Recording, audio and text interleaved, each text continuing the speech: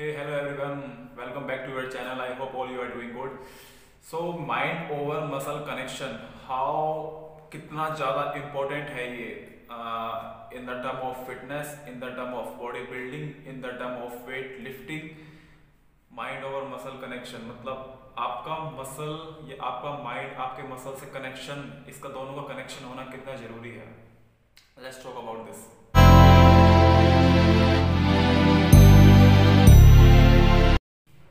So let's talk about mind over muscle connection in the term of fitness, in the term of weightlifting or in the term of you can say bodybuilding.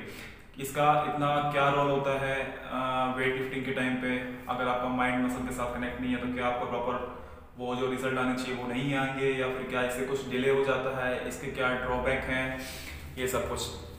तो देखो, पहली बात तो ये कि आपका mind आपकी muscle के साथ कनेक्ट होता है या नहीं होता है वो तो आप पे डिपेंड करता है कि आपको जिम करते हुए कितना टाइम हो चुका है और आप कितने एक्सपीरियंस लिफ्टर हो, आप बिगिनर हो, इंटरमीडिएट हो या फिर एडवांस हो.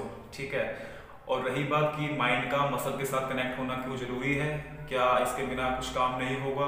देखो, काम हो जाता है बट वो डिले करना, किसी चीज को रिजल्ट को डिले करना, वो चीज ठीक नहीं है. But the main thing is कि अगर आपका माइंड आपकी मसल के साथ कनेक्ट नहीं है तो जो आप एक्सरसाइज कुछ भी कर रहे हो, किसी भी बॉडी पार्ट के लगा रहे हो, आप वो ढंग से उसको फील कर ही नहीं पाओगे, ढंग से उसको स्ट्रेच नहीं कर पाओगे, ढंग से उसको कॉन्ट्रैक्ट नहीं कर पाओगे. अगर मैं एग्जांपल लेता हूँ बारबेल कर्ल्स का जो आप बाइसेप के लिए लगाते हो, अगर आपका माइंड बाइसेप के साथ कनेक्ट नहीं है ना तो आप केवल स्ट्रेंथ पे फोकस करोगे, आप केवल वेट पे फोकस करोगे, वेट को लिफ्ट करने पे, ना कि आपका फोकस मसल पे होगा. अब हो सकता है कि अगर आपका माइंड उस बाइसेप के साथ, उस मसल के साथ, जो टारगेट मसल है उसके साथ कनेक्ट नहीं है, आप 2 रैप एक्स्ट्रा मार लोगे अगर आपका वेट पे फोकस रहेगा तो. बट अगर आपका माइंड मसल के साथ कनेक्ट ही नहीं है तो आप 2 रैप एक्स्ट्रा मार लो या फिर आप 4 रैप एक्स्ट्रा मार लो, उसका कोई बेनिफिट ही नहीं है. आप ईगो लिफ्टिंग करोगे उस वेट को लिफ्ट करने के लिए, दूसरों को दिखाने के लिए, किसी को इम्प्रेस करने के लिए, बट एक्चुअल में जो वर्क आप कर रहे हो वो हो ही नहीं पाएगा, क्योंकि कॉन्ट्रैक्शन ही नहीं हो पाएगा, पूरा कॉन्ट्रैक्शन ही नहीं हो पाएगा, पूरा स्ट्रेच ही नहीं कर पाओगे उस चीज को, क्योंकि आपका जो फोकस है वो मेन है स्ट्रेंथ पे और आपका वेट पे, ना कि मसल पे. तो इसलिए भी जरूरी होता है कि माइंड टू मसल कनेक्शन आप ये कभी खुद करके देखना. अभी क्या एक्चुअली काफ़ी चीज़ें ऐसी होती हैं, काफ़ी लोग ऐसे होते हैं जो केवल वेट पे ध्यान देते हैं, किसी को इम्प्रेस करने के लिए, जिम में कोई लड़की आ गई उसको दिखाने के लिए, अपने फ्रेंड को इम्प्रेस करने के लिए, देख मैं तेरे से ज़्यादा वेट लिफ्ट कर रहा हूँ. ठीक है. ये सब चीज़ करने के लिए वो बस माइंड का मसल के साथ कनेक्ट ही नहीं करते, या फिर करना भी चाहते हैं तो कभी कभार ईगो के आगे या फिर किसी को इम्प्रेस करने के आगे वो चीज़ हट जाती है वहाँ से. तो माइंड का मसल के साथ कनेक्शन होना बहुत ज़रूरी है in the term of fitness, जैसे कि पहले बताया था मैंने. ठीक है. क्योंकि आप प्रॉपर कॉन्ट्रैक्शन तभी कर पाओगे, प्रॉपर स्ट्रेचिंग तभी कर पाओगे, and main cheese proper range of motion भी तभी कर पाओगे जब तक आपका माइंड और मसल कनेक्ट रहेगा.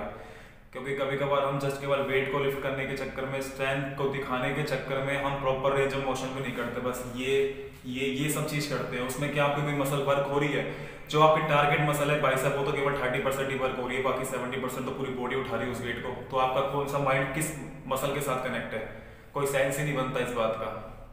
तो हमेशा ध्यान रखो, कुछ भी एक्सरसाइज कर रहे हो वेट के ऊपर ध्यान मत दो इतना. अगर आपका माइंड मसल के साथ कनेक्टेड है तो वो धीरे धीरे वेट भी अपने आप बढ़ता जाएगा, जो कि मैंने लास्ट वीडियो के अंदर बताया था, प्रोग्रेसिव ओवरलोड. बट अगर आपका माइंड ही कनेक्ट नहीं है आपके मसल के साथ में, तो आप चाहे 100 किलो लगा लो, चाहे आप 200 किलो लगा लो, आप टारगेट मसल को तो उतना फोकस कर ही नहीं पाओगे जिस के लिए आपने वो वेट लिफ्ट किया है 100 किलो 200 किलो.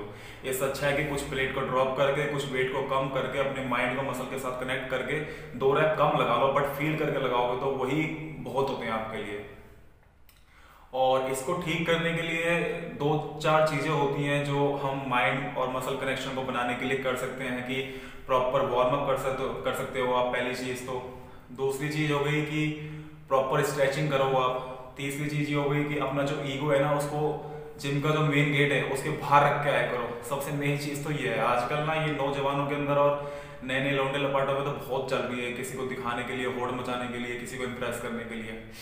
एंड जो फोर्थ थिंग है, लास्ट जो है, कि आप स्लोली परफॉर्म करो हर एक एक्सरसाइज को, फास्ट मत करो. एक नाम सुना होगा आपने, टाइम अंडर टेंशन, के मतलब आप एक रैप को लगाने में कितना टाइम लेते हो, टेम्पो कितना होता है आपका. जब तक आपकी मसल टाइम अंडर टेंशन, मतलब आपकी जो मसल है वो कितनी देर तक टेंशन में है, कांस्टेंट टेंशन में है। इसलिए हमेशा हर एक्सरसाइज को स्लोली परफॉर्म करो, उससे आपका गारंटी के साथ मैं कह सकता हूँ कि आपका माइंड और मसल हमेशा कनेक्ट रहेगा। और आप जो पहले वेट लिफ्ट करते थे उसमें अगर आपको फील नहीं आता था ना पहले, तो आप अब जो माइंड और मसल के साथ कनेक्ट करके वेट लगाओगे, भले ही 2 किलो 3 किलो कम लगाओगे, बट प्रॉपर फील आएगा और प्रॉपर आप खुद ही फील करोगे कि हाँ पहले और अब में फर्क है, जब से आपने अपने माइंड को टारगेट मसल के साथ कनेक्ट किया है। तो वार्म अप था अपना, स्ट्रेचिंग थी अपना, तीसरा ईगो, एंड अपना लास्ट थिंग क्या कि एक्सरसाइज को स्लोली परफॉर्म करो चाहे कुछ भी कर रहे हो। सो आई होप आपको समझ आया होगा क्या है इसका इंपॉर्टेंट रोल और क्यों जरूरी होता है माइंड को मसल के साथ कनेक्ट करना। So thank you so much.